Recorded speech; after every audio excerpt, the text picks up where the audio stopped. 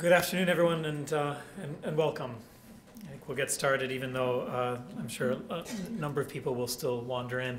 My name is Paolo Carozza. I'm the director of the Kellogg Institute for International Studies here at Notre Dame, and it's a great pleasure to introduce this session, both for the topic and also to be able to introduce two of my personal friends to you. The title here, The Capacity to Generate Social Life and Institutional Implications, is an interesting way of carrying on, perhaps, the idea of generativity that Gilbert Meilander was talking about last night, and carrying it forward our reflections on the body into also the body of society, the body politic, and the body of us as we live together in community with one another. And we have two extraordinarily qualified people in order to be able to reflect on this topic for us. First, I will turn the floor over to Professor Mauro Magatti, distinguished Italian sociologist, professor of sociology at the Catholic University of the Sacred Heart in Milan, who does and has done a great deal of research on the role of civil society in contemporary democracies, on cultural and social change, most recently on the implications of globalization. Professor Magatti is the director of the Center for the Anthropology of Religion and Cultural Change, which is a very large collaborative project based at the Catholic University in Milan, but including the Heritage Foundation, Gallup, Cork University, and others. Professor Magatti has also been a consultant for the European Union, the European Science Foundation, the Italian Ministry of Justice, Italian Caritas organization, and others. He was a visiting professor at the École des Hautes Études en Sciences Sociales in Paris, and the author of many journal articles and books and essays, articles and popular publications as well. He runs, finally, an extremely interesting project that I think in some ways, at least indirectly, will inform his work here with us today, known as the Archive of Generativity. I'll let the name just be suggestive to you rather than try to explain what it is, but it is part of a very distinguished research institute in Rome, the Luigi Sturzo Institute.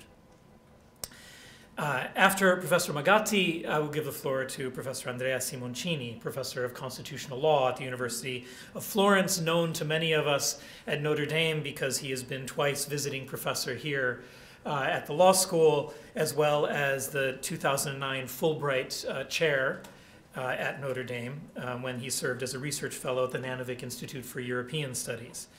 A constitutional scholar whose work is widely known internationally, Simoncini focuses his research on Italian and European constitutional law, developmental dynamics of the sources of law, social rights, and the interrelations between natural law and positive legal systems.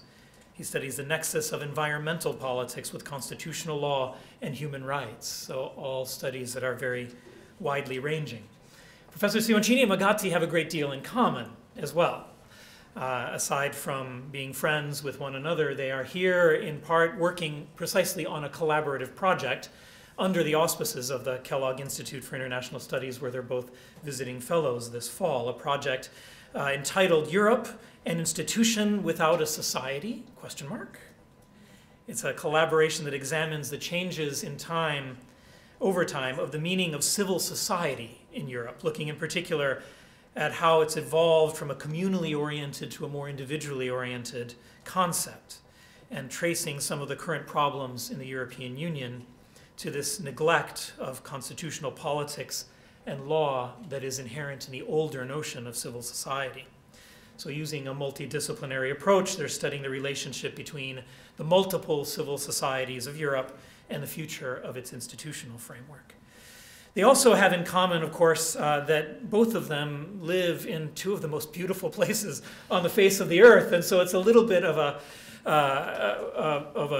torture, I suppose, to have to keep them in a windowless room subterranean in northern Indiana after coming from Tuscany and the shores of Lake Como, respectively. So we'll try to compensate for that with an intellectually rich and stimulating discussion that ranges over the face of the earth so that you are not homesick for the beauty of your origins. So Mauro, Andrea, thank you very much for being here, and we're looking forward to this discussion with you.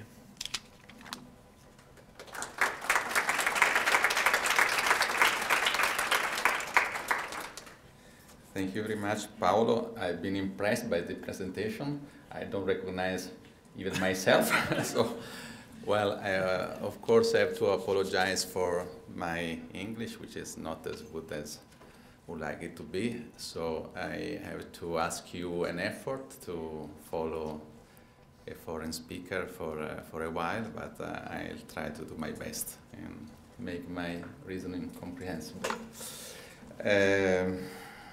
I was very happy yesterday evening to listen Professor Mailander talking about generativity, which is exactly the topic of this meeting this afternoon, and is the main issue we are dealing in this project joint between Istituto Sturzo and my department in Milan on social generativity. And I'm trying to explain why exactly within this crisis, the economic, financial, social crisis, we do think, and I do think, that this idea of generativity may be so useful in finding a way out from this cultural before then economic crisis. I will be very brief in my points, so I beg your pardon if I will be schematic. We have been, at least in the last 3 decades, especially in the period 1989-2008, in a hyper epoch, hyper-capitalism, hyper-subjectivism, hyper-technology, and so and so. It was a period, an historical period of a huge expansion, which mixed subjective expansion in terms of individualization, and as well as economic and spatial expansion. We named it globalization. There is a sort of central circuit which moved this expansion, which is will to power potency, that is power to power. Will to power is the subjective side, and potency or power to power is the institutional, technological, economic, financial side. And the two are linked in a sort of a circuit. So more individualism means more will to power, things to do, opportunities. And the system, the organization replies, offering new opportunities and new things to do. And this mechanism created this saturated self and a performative society. Okay. And at the end of this period, 2008, 89-2008, we arrived at this big crisis, which a structural crisis, in which many things are changing. And I do think that exactly the dilemma which Erickson presented when he introduces the notion of generativity, that is the dilemma between stagnation and generativity, is a good key to enter in the nature of this crisis and interpreting it. So stagnation versus generativity. I will be very rapid through these slides because Mailander yesterday made the point. So you have already seen what generativity means. And stagnation is the opposite of generativity. And as far as concerned stagnation, which is the opposite of generativity, is the repetition of the same. Stagnation has to do with the incapacity to go forward. So it has to do with repetition. And it's not by chance that our societies are dealing with a phase of stagnation, because we are in difficulty in elaborating an idea of our future.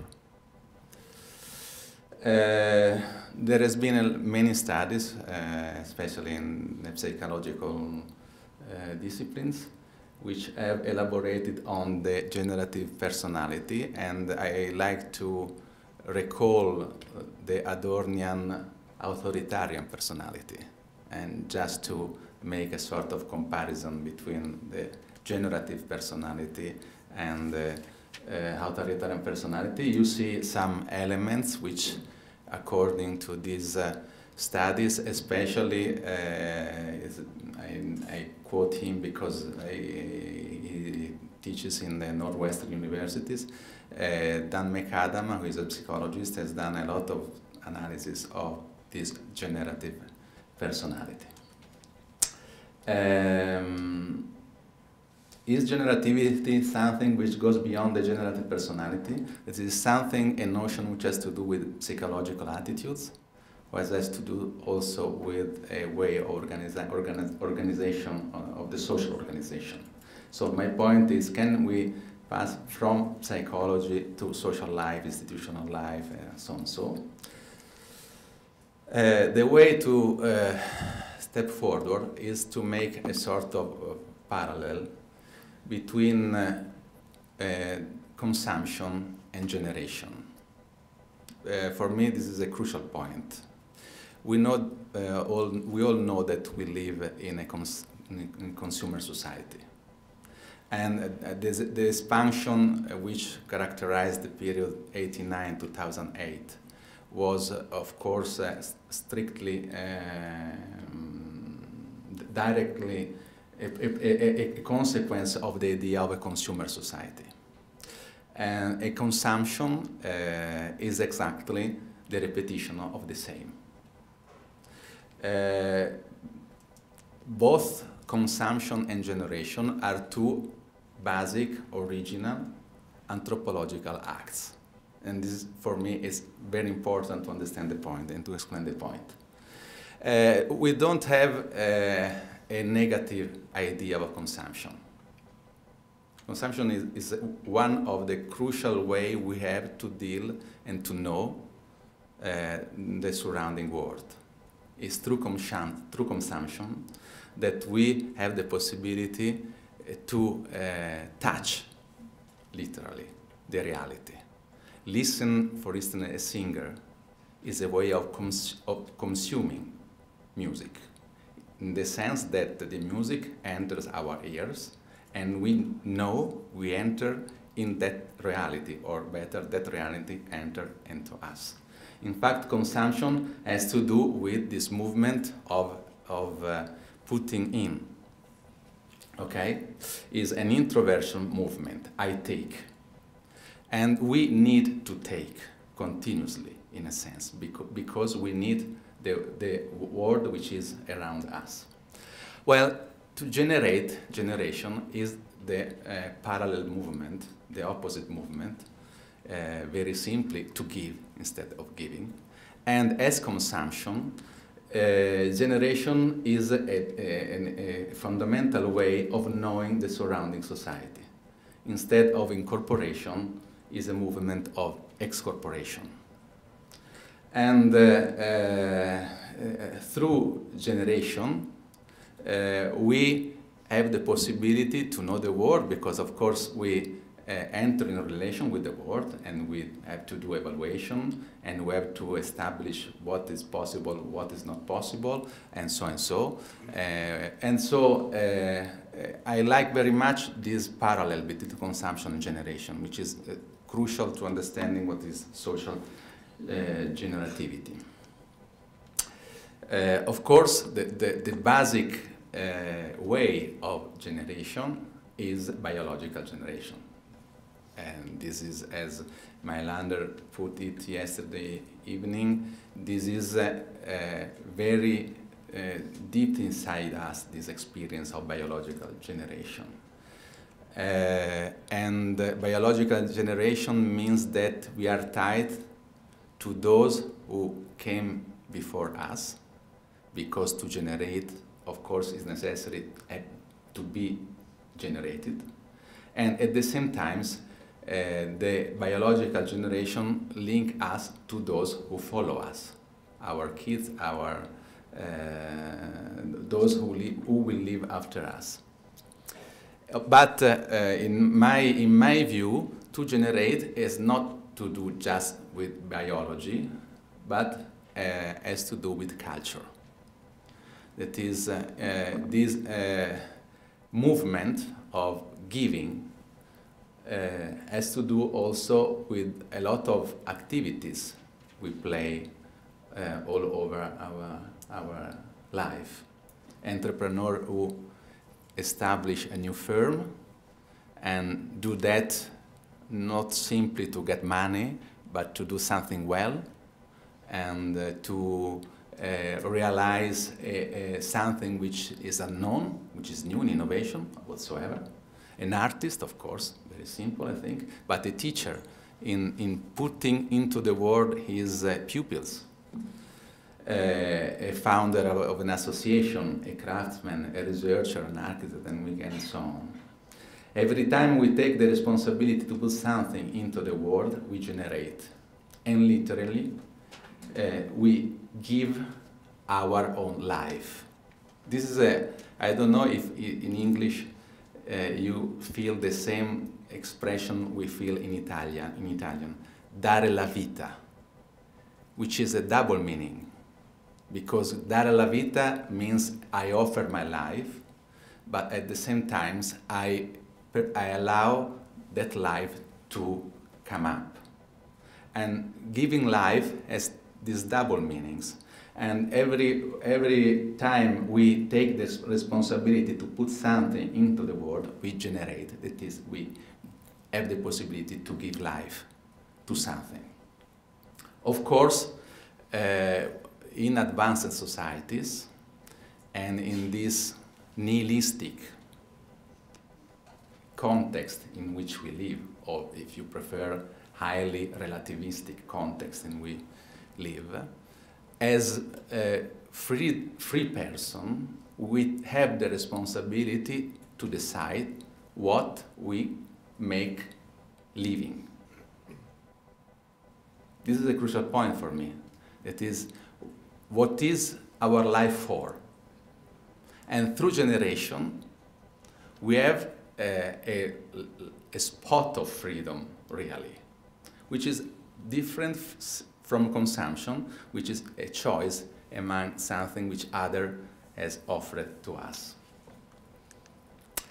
Well, a step forward is this reference to Boltanski and Thévenot, to Paris French sociologist, social theorist, who produced this largely quoted book on justification, has been translated into English as well, in which they offered 7 orders of worth, or economies of worth, that is systematic and coherent principle evaluation able to structure social forms.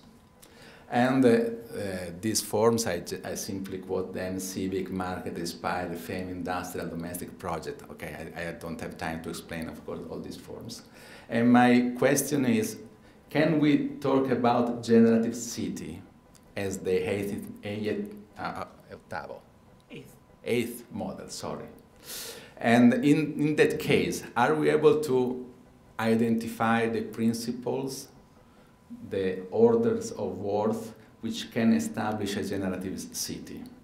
The 7 principles I briefly present here are based on the empirical research we did in Italy on this archive, Archivio della Generatività, and if you go on Google, putting Archivio della Generatività is the first topic you find, where there are more than 100 generative cases we have analyzed. So this list of principles are based also on an initial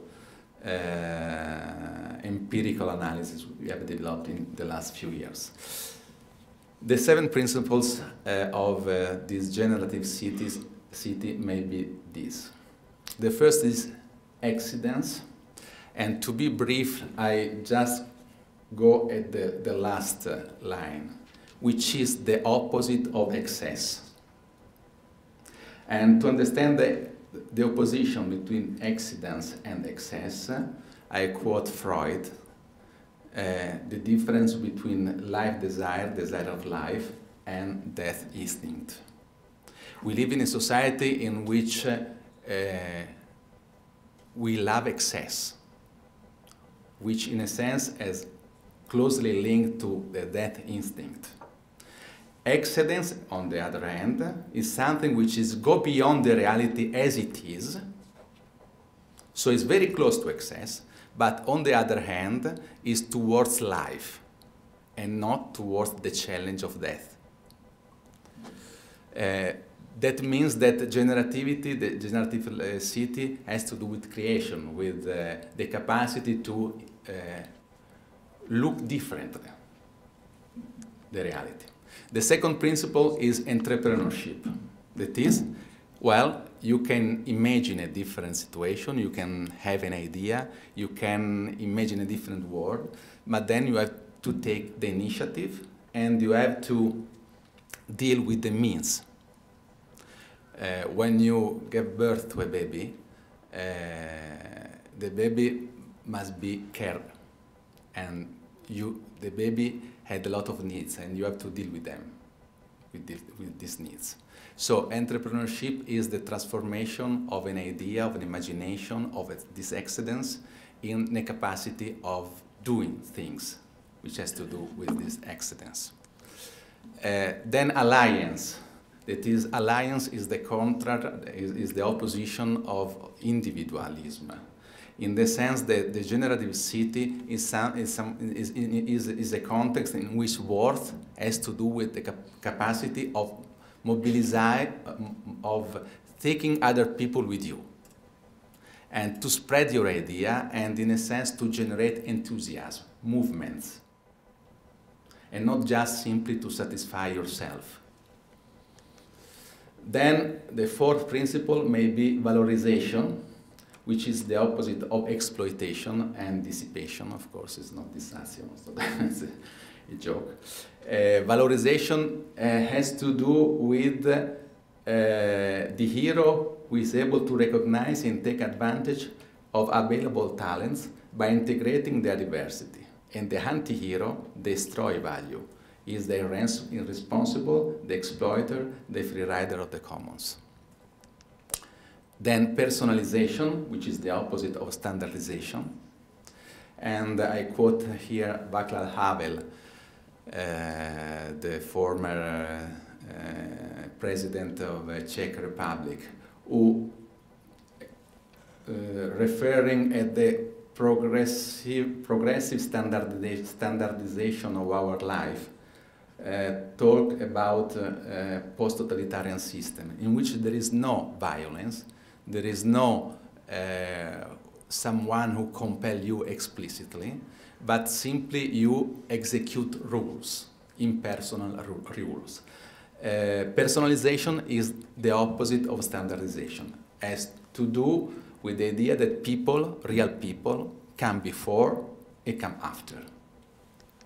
Then resilience, which is the opposite of rigidity, and I just stress the point about sacrifice, to be able to make sacrifice. And sacrifice, we have lost completely the meaning of this word, because sacrifice comes from Latin and means sacrum facere, that is, create a difference.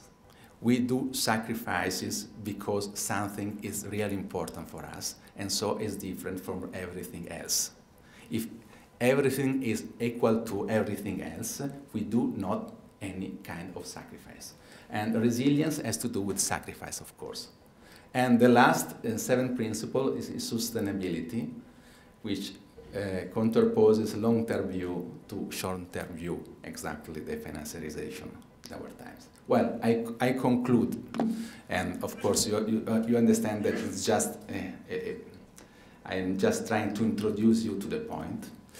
With this, I love a lot this point, because in English and also in Italian, we just have active and passive verbs, and this is a problem.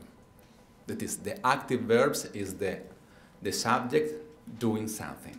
I am the actor of this action. And the passive verbs There is something there. Subisco. I'm subject to. I am subject to that. In Latin, there are the deponents verb, which are very interesting, because the deponent verb are the form is passive and the meaning is active. That is something which stays in between. Well, when I was student, of course, I never understood what deponent verbs were, because for me they were just active and passive, okay? But the deponent verb are in between. They are a form of passivity, but they are still activity, okay?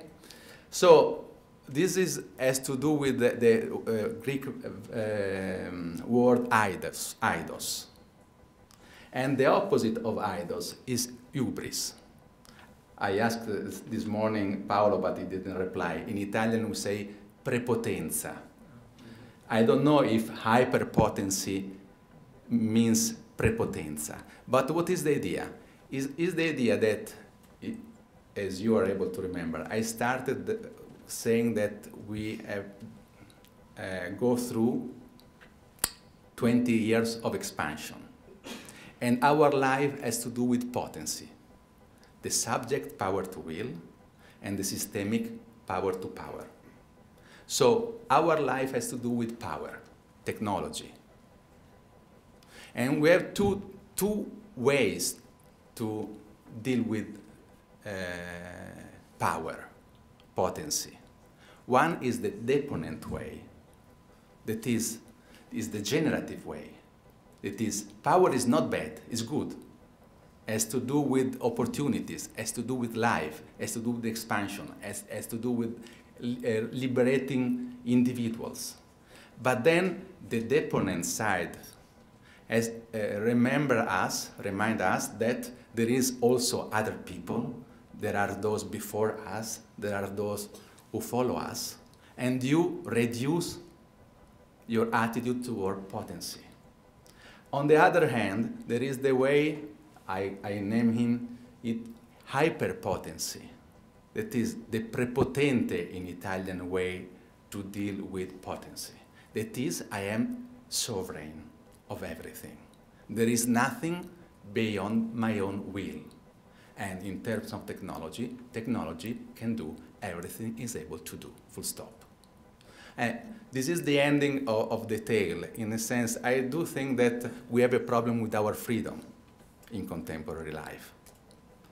And it's not a matter to simply enumerate values, norms, or whatsoever. I do think that idea of generativity, which is a contraposition of consumption, is a powerful tool to introduce in our contemporary culture. And also, generativity says us that we have a deponent way to deal with potency, which is in contrast with the hyperpotent way to deal with it. Thank you.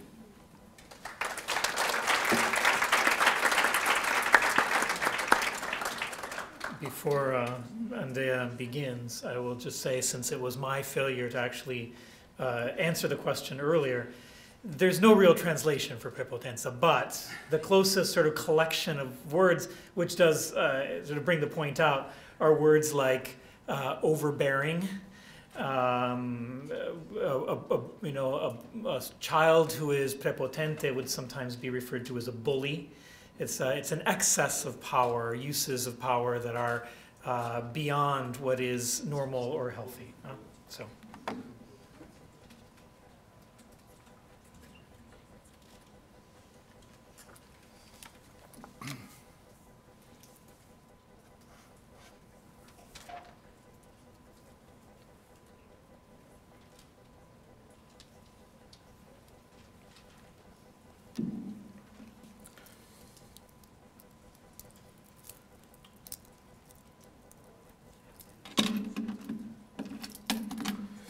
Well, thank you, Paolo. First of all, I'd like really to thank the University of Notre Dame for giving me the opportunity of being here again.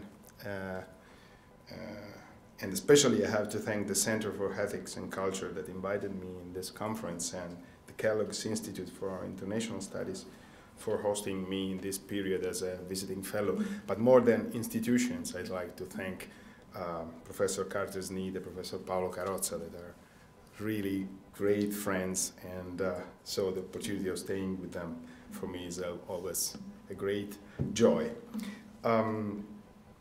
So trying to go within my topic, as Paolo said in his introduction, the topic of our session is this word generativity. As yesterday in the really wonderful keynote of Professor Maylander, we've heard the point of view of bioethics, and now with the talk of Mauro, we heard the point of view of sociology. I'm a constitutional lawyer, so my perspective of analysis is somewhat different. I'm interested in public institutions, regulation, democratic processes. So how may those different scientific approach meet? How can this idea of generativity suggest something new, or something useful to the study of public institutions? And I'd like to start with my personal experience. I met Mauro Magatti about 6 years ago because we were both involved in the scientific board of Luigi Sturzo Foundation in Rome. It's a cultural institution created by Father Luigi Sturzo himself, the Italian priest that in 1919 founded the Popular Party, the first Catholic party in Italy after the non-expedite period. And during the fascism, he was obliged to go into exile in Great Britain before and in the United States after, because of the fascist persecution.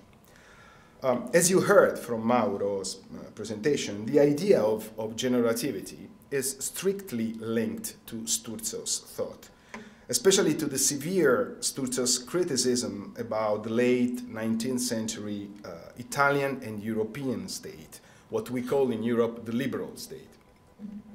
A deeply anti-religious and elitarian state, a form of state that, in order to legitimize itself, pursued the explicit goal of depriving civil society of its ability of generating relations and social responsibility.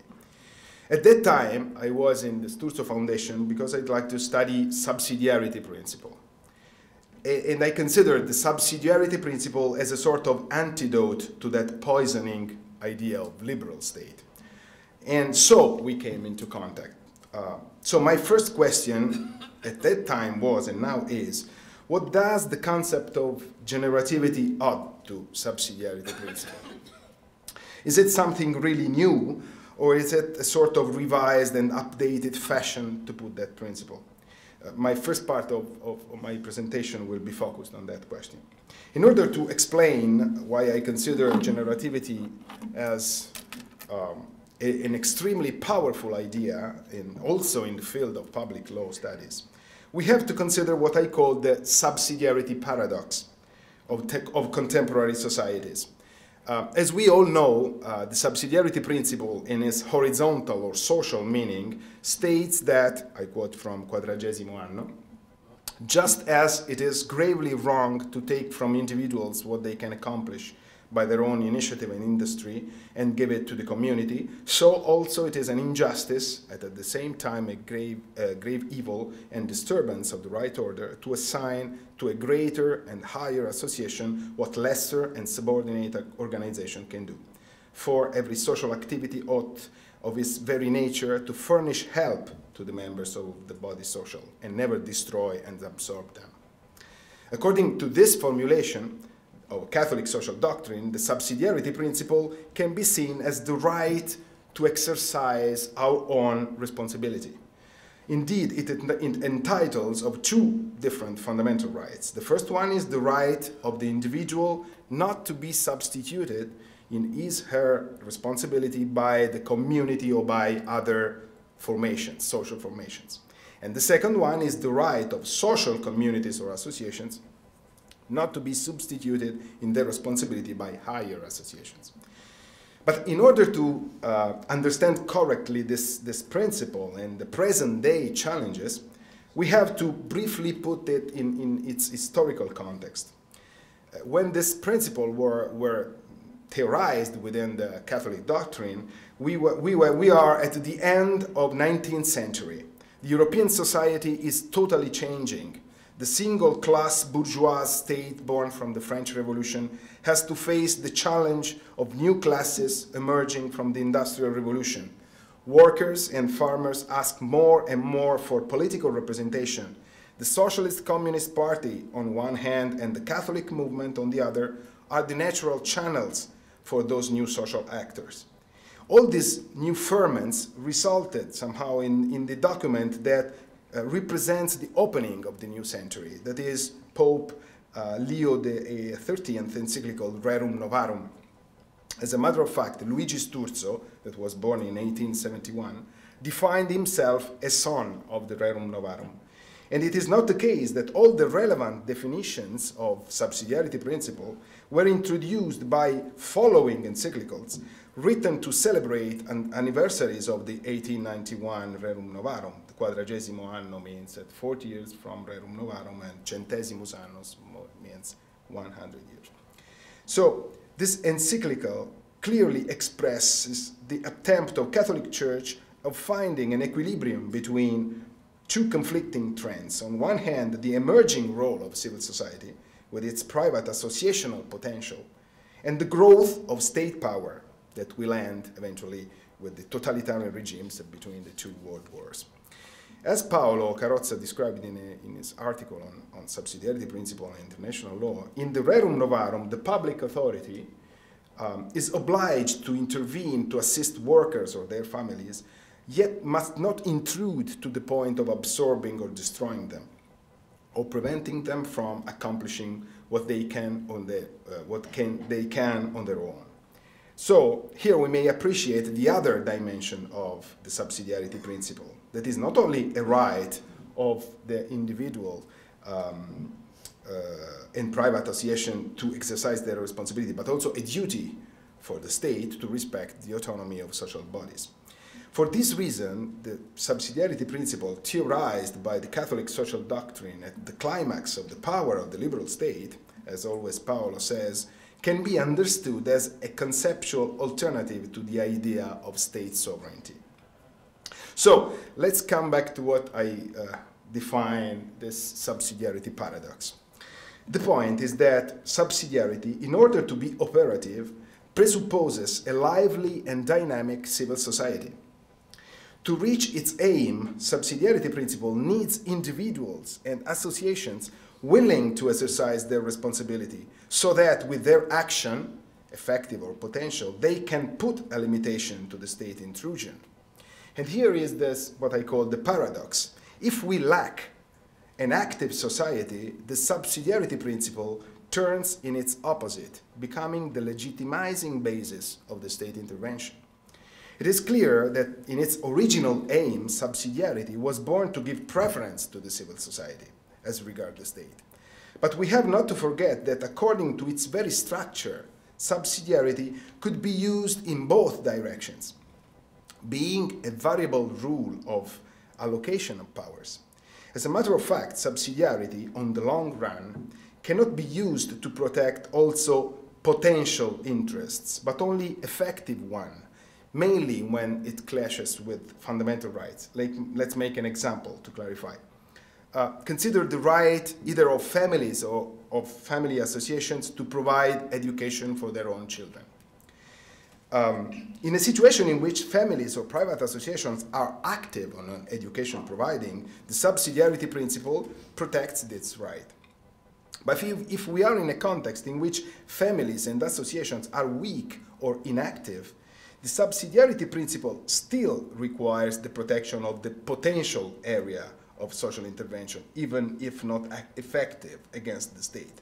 But on the long run, the same subsidiarity principle will require the state to intervene to fill that social gap, especially if we consider the right to education of every individual as a fundamental right, therefore something that has to be granted in an accessible way to everyone. Following again Paolo's idea, Paolo's description, the subsidiarity principle is founded on certain anthropological premises. It is personalistic, he says, rather than contractual or utilitarian.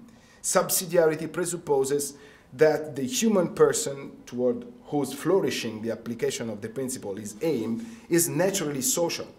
So we can put this paradox also in another way, that subsidiarity principle presupposes certain anthropological premises, personalism, relational nature of human beings, and if those premises disappear or are questioned, subsidiarity loses its preferential orientation towards civil society and becomes a mere regulation device, a sort of traffic light that simply organizes in a rational way the distribution of powers among the state and society, paradoxically with a strong preference toward the state, toward the central state.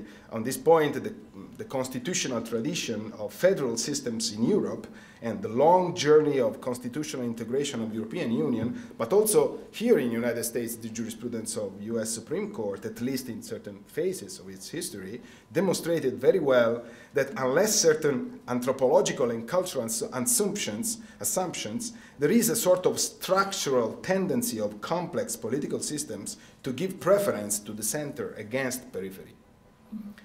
And this paradoxical effect, by the way, is confirmed by the European social history. When it was firstly theorized within the encyclicals I was talking about, during the end of the 19th century and the beginning of the 20th century, the situation was exactly the favorable one. A rapidly growing civil society, strongly striving for its recognition, and a pervasive state to tame and to restrict. But what is the situation of contemporary society today? In a lot of contemporary Western countries, I speak mainly about Europe, but I'm curious to know if also here something is going in this direction. The capacity of persons as single or as communities to take care, as Paolo was saying, of social needs, acting on their own initiative and industry, to echo the words of Quadragesimo Anno, is extremely, or at least seems to me, extremely weak. All those anthropological premises are under siege.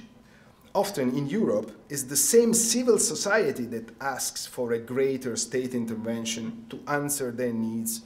And it's striking, the contrast, with what we can see today on the other side of the Mediterranean Sea, where the so-called Arab Spring symbolize exactly the opposite, that is a strong request of space and power for civil society against the state, obviously being aware of the risk that civil society could be captured by religious fundamentalisms.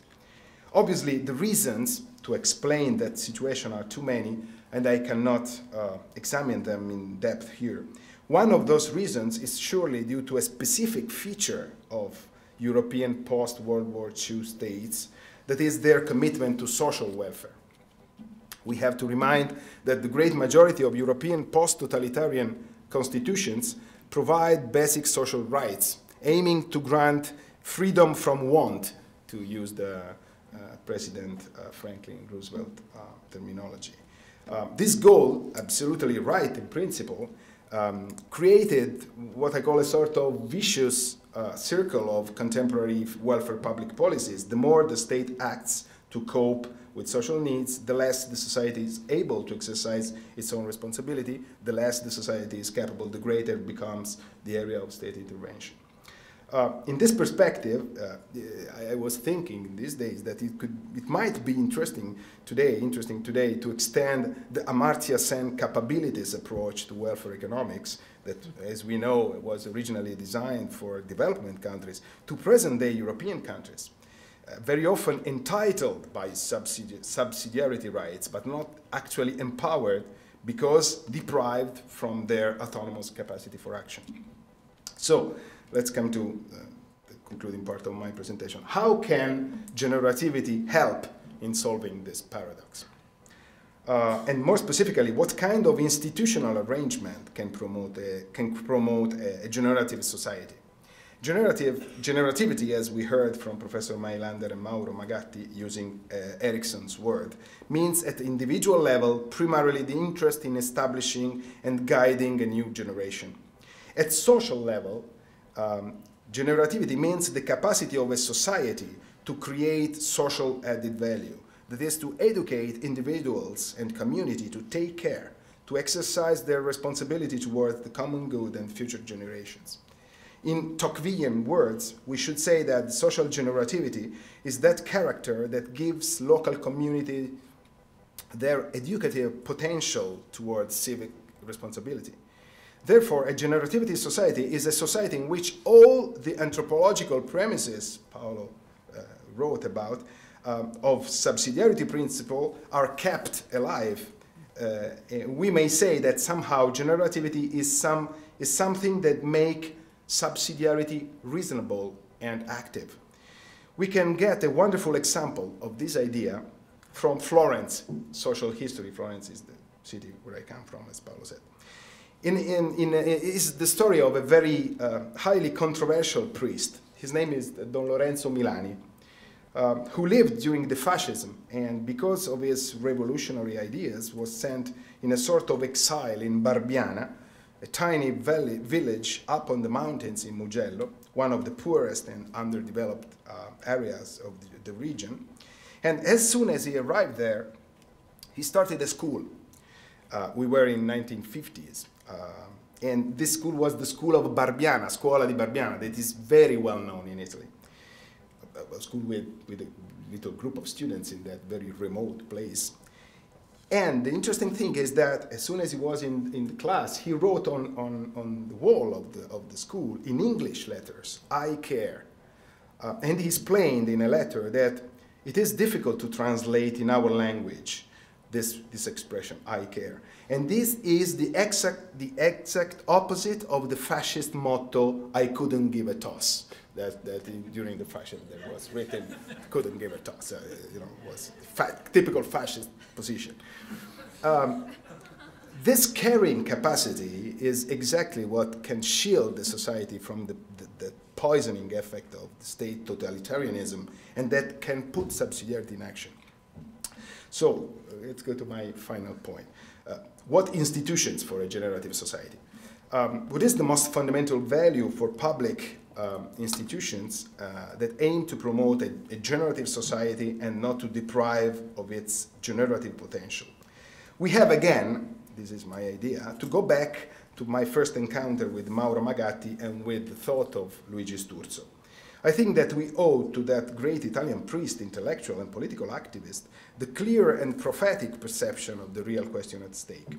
To understand it, we have to go back more than 1 century to a speech he made in Milan in November 1918. Italy had just won the First World War with billions of casualties, and he was invited from Sicily to Milan to address this topic, perspectives after the war. Everyone's expectation was that Sturzo would delineate his ideal state organization, but surprisingly, but he surprised the audience, saying that the main problem from his, quoting, was a question of liberty. It will certainly stupefy those of a superficial spirit and the liberals of the classical mold to hear that the most significant problem and the element of disagreement today is based on liberty. And it is not certainly a formal or exterior liberty of which I speak, but of an intimate and substantial liberty that permeates the body of society. We are speaking in 1918. The truth, so before fascism, the truth is that in 19th century, the truth is that in 19th century, in order to limit liberty, a new divinity was conceived, which is now called the state and now called the nation. To this the new divinity were given all the attributes of strength, of law, of ethics. The executive power and the ruling oligarchies were the new high priests. And this Moloch, in saving certain exterior forms of the structure of the constitutional regime, nevertheless devoured liberty and its true and profound reality. It left the formal liberties of political life as a larva without a soul, reinstating in its stead the oligarchies and dictatorship which had overthrown it. So really fascinating thing that in that moment this priest can have those kind of deep reflection. And this is the last, sorry for the long quotation. The organization of the bureaucratic and centralizing state impedes every free development of the innate strengths of population and of organisms. It limits personal initiatives. It tends to render life uniform and to suffocate. With pedantic and oppressive regulations, it invades industry, commerce, school, churches, charities, work, municipalities, and provinces. So according to Sturzo, the way through which the state can destroy social liberty is becoming the new religion. The way through which you can destroy the social liberty is if the state substitutes itself to the religious liberty, becoming the only point of moral reference, the only institution authorized to find the synthesis of our collective questions. According to Sturzo, he said that this is a pantheistic conception of the state that substitutes the liberty of individuals and of society with a sort of bureaucratic tyranny through which the individuals is in fact emptied of his free and operative energy. In the face of the emergence of needs, individuals and collective responsibility no longer activates itself. It is instead the state who assures the monopoly of social action. And in this way, from the thought of Sturzo, according to me, emerges what is in fact the fundamental character of an institution which indeed respects and promotes a generative society, the respect for religious liberty. But we must gather all the profound originality amongst which the expression religious liberty emerges in the thought of Father Sturzo. And we may be helped in understanding this extended idea of religious freedom by Pope Benedict XVI in his address for the World Day of Peace in 2011 that was dedicated to religious liberty. And Pope said that the right to religious liberty is rooted in the very dignity of a human person, whose transcendent nature must not be ignored or overlooked. Without the acknowledgement of his spiritual being, without openness to the transcendent, the human person withdraws within himself, fails to find answers to heart's deepest questions about life's meaning, fails to appropriate lasting ethical values and principles, and fails even to experience authentic freedom and to build a just society. And the affirmation of religious liberty, understood as social liberty, this is the point, is applicable not only to the believers of a specific religion, because, as we know from Vatican Council II, the Dignitatis Humanae, that religious freedom in its very essence contains the liberty not to believe and the liberty to believe in different religions. Therefore, the opposite of a state that promotes generativity, as we heard from Professor Mailander and from Mauro, is a state that sterilizes society. And this social sterilization means that the state doesn't recognize religious liberty as social liberty. As a matter of fact, we must be aware that a violation of religious liberty may occur in two different ways. First, it may occur in a violent manner or explicit manner with the prohibition or limitation of man's ability to profess or practice particular religion. And this is, unfortunately, what occurs in many parts of the world where Christians, mainly Christians, Muslims, Hindus, and Jews are discriminated against for their respective religions. But we must be conscious of the fact that there is another way, more subtle, through which the state may suffocate and dry up the religious energy of man, becoming itself the new religion. There exists in man an innate, these are the words of Sturzo, capacity to make himself be moved by reality, to make himself be struck, and therefore to make himself react. Thus there exists a right to responsibility, for which the need, mine or another's need, requires first and foremost my response. There exists, to use again the Sturzian language, an innate force of population, a capacity to generate courage and positive responses. And all this constitutes the expression of the religious dimension of man, that consists not only in an interior spiritual motivation to have relations with supranational beings, but it also consists of, in the public sphere, of an openness to the transcendent that is born from reality and which invests reality. Without this dimension, man is a prisoner of power. He becomes a number, a beneficiary, assistito, as we say in Italy, and not a responsible subject, always ready to pretend answers and not to undertake solutions. The real paradox to which we could attend, in fact, is that of having a state filled with churches, synagogues, and mosques, but without any men or women. In other words, a state without free individuals really engaged in finding the answer to that infinite question with which life and its need present us. Generative individuals desiring to use their respective energies to build pieces of good and that can go beyond themselves. Thank you.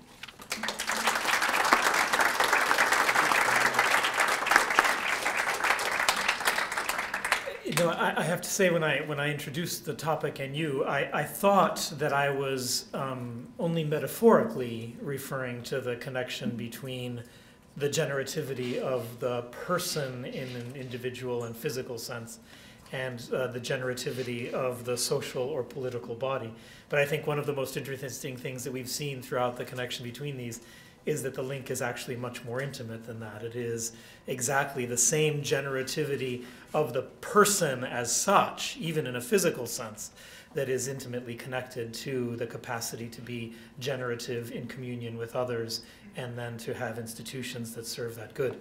So thank you very much for a fascinating pair of reflections, including in their interrelationship. We do have a little bit of time for questions still about them and comments if anybody would like to begin. Please. Those were two fascinating papers to see. And I wonder if I could address a question to each, so I have two questions that can come really, I suppose, out of my age and background. I'm a psychiatrist, and I work away, and therefore I'm interested in the generativity concept. But I'm also interested in social anthropology and its meaning. So the first question is, in relationship to the things you're talking about in generativity and its social application, do you find anything of Mary Douglas's grid group analysis as useful as predictors or prescribers of what we should do to enhance generativity amongst each other? The second question, again, does date me, I suppose, as it comes from my early sociological studies when I was a young student back in the 60s and 70s. And the person who spoke most about social issues, and particularly about Italian social issues, was Edward Banfield, who wrote the book and described the problem in Italian communities as struggling with amoral familism, in which they thought the generativity was solely within the family and not for the social benefit of the Italian community. Has that changed? Has that improved? Is my dated information now so dated we could forget about it? Or does it still live in some small way in the Italian community? Okay, two questions. Sorry. Yes, actually, that's a good idea, Andrea. In light of relatively limited time, if there are other questions, let's collect them, and then we can give a few minutes to answer them comprehensively. Yes, Brandon. Yeah, I want to sort of build on that and ask, maybe I'll ask Mauro first about the link between the 7 principles and, say, the other principles of Boltanski and Devanau's, structure, right? And I wonder whether these kinds of logics are simply not logics that can operate within, say, the context of an ethnic group that's trying, members of an ethnic group who are trying to build up their own community, but may fight with other ethnic groups. And within the community, they're building generativity in this sense, but across, they're sort of not able to bridge that, so. And that would ask maybe even Andrea to comment on the nature of the civic. I mean, could you have, what would you call this? Is this a model of generativity when you have groups that are trying to promote a version of the common good, but that they're not able to coordinate across each other? They in fact come into conflict. I saw a couple other hands up back there. I have a question for Professor Magatti about your idea about eidos. Eidos, yes. Eidos. I was curious, I'm studying temperance, and so I know that in Aquinas, the two essential parts of temperance are shame and honor. And I was curious how your use of eidos, is there enough of a positive positive construal of it to promote generativity? Because the sort of Aquinas is much more of a inhibiting from the dishonorable. But I was interested that it's a nice contrast with hubris, absolutely. I just was curious if in your connotation it had a positive enough force to move into generativity. If that makes sense. One here and then. Yes, it's a simple question actually. I was wondering what's the difference between the generativity principle and the solidarity principle, because it seems that it will also help to sort out the subsidiarity paradox. And also another thing that I was wondering is if you can explain me why subsidiarity has to do with a personalistic principle and cannot be traced in some contractualist theory when you think as Rawls thinks as society as a system of cooperation. Actually, this was a quotation from Paolo. But okay, I have an idea. Okay, one more, and then we'll have to give some time to answer. Just briefly, I'm curious how this idea of generativity, and especially when we're talking about the transformation of society into the state, the nation, etc. How does scale play into this? Is there a question of at what level generativity ceases to be possible because we've just grown too big for cooperation in these ways to really be fruitful? Okay, so we have just a few minutes each, Mauro and Andrea. If you'd like, you can step up here and use the microphone so people can hear better, or you can just do your best to speak loudly from there. They're Italian. Okay. Okay, very briefly. Well, I of course I know some books by Mary Douglas. I wonder which part of her work may be useful for our. Well, she does describe this grid group idea, Yeah. so that she divides the cultures up into individualistic, egalitarian, and then positional or hierarchical, in which she's saying that within the egalitarian group, they feel equal and therefore justified in their behaviors to support each other's equality, but they obey no rules from anywhere else. Well, so it's linked to the second question. Yes, to as you can see, a moral, they are connected. A moral familism. Well, I reply in that way because as far as a moral how do you say in English? Familism. Familism. Yeah. Well, in a sense, it's still there in Italy, of course. I see. It's not so. The problem is not solved because, and also in the Andrea intervention, I think that it's interesting because it made clear that there is an interconnection between civil society and institutions. Right. And the problem, as far as Italy, especially the southern part of Italy, is concerned, is that civil society has problems in terms of the public sphere. I see. This is a long topic, but just to say that one of the reasons of the present problems in Italy has to do with this difficulty we have in finding an equilibrium between the capacity of self-organization of groups and families and the necessity, of course, of social or public sphere and institution. And it's a difficult equilibrium. Okay. I don't think Banfield was criticizing Italians. No, but don't worry. He was using it as an example. Absolutely, absolutely. Yeah. No.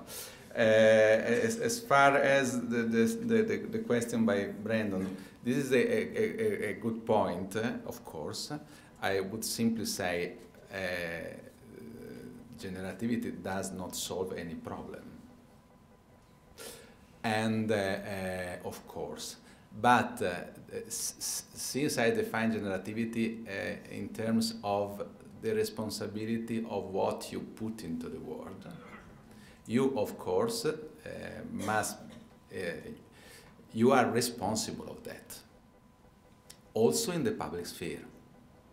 So I think that generativity put the actor, collective actor or single actor, into the responsibility to justify, in a sense, what he's doing within the public sphere.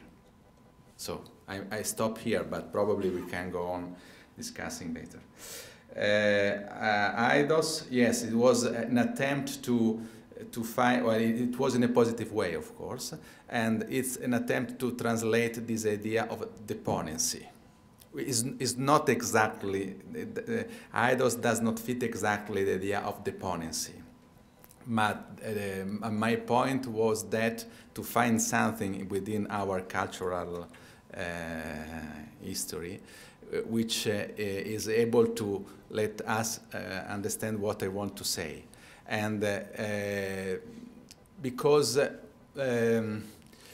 in our time, we all have fear of impotency. That is, the opposition of potency is impotency. My suggestion, talking about generativity, and this idea comes first of all from my wife, who is a colleague and when he's there, has to do with maternity. Because the woman who weighs a baby is I can say that, Chiara, I hope so. She is at the most of his power, though is in a sense is without power. And this idea, I think, is really interesting for us because in our understandings nowadays, we think that if you are not potent, you are impotent. And this is a big problem in our cultural life. So the idea of, I use Eidos just to say that this idea of a deponent attitude has probably some links in our cultural history. At last, the scale of, the last question, the scale of generativity. This is a big problem, of course, it is a big point. I would say that we can die altogether because of our potent systems. Of course, we need potent systems, the financial system, the energetic system, all the infrastructures, and so and so. I think that in my sociological terms, I should consider that what Weber called the process of rationalization has developed in the last decades enormously, and we have to deal with this rationalization, which becomes an integrated international system. And it's not just a matter of a technical or technological device, a single device, is that it becomes a system. And a system which is able to define rules, norms, procedures, and so and so. So the systems are already there. The problem is how can we manage with them and how can we stimulate and support this capacity, this personal capacity to make life within the system. In fact, I think that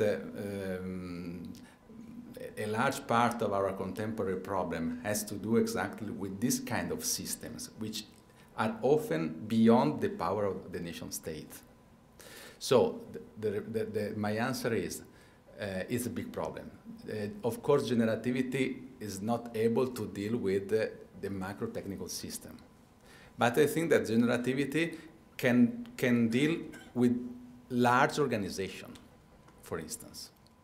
And there are studies in terms of, in the organizational field, which show that you can run a large organization in a very standardized way, in a very hierarchical way, or instead you can think your organization opening up all the spaces in which people can be generative within it. 1 minute. Also because Mauro answered to a lot of questions. I want to say only two really brief comments. One on the Brandon question about ethnic groups, how generativity, I can be really tranchant, so then we can discuss to to go deeper in the question.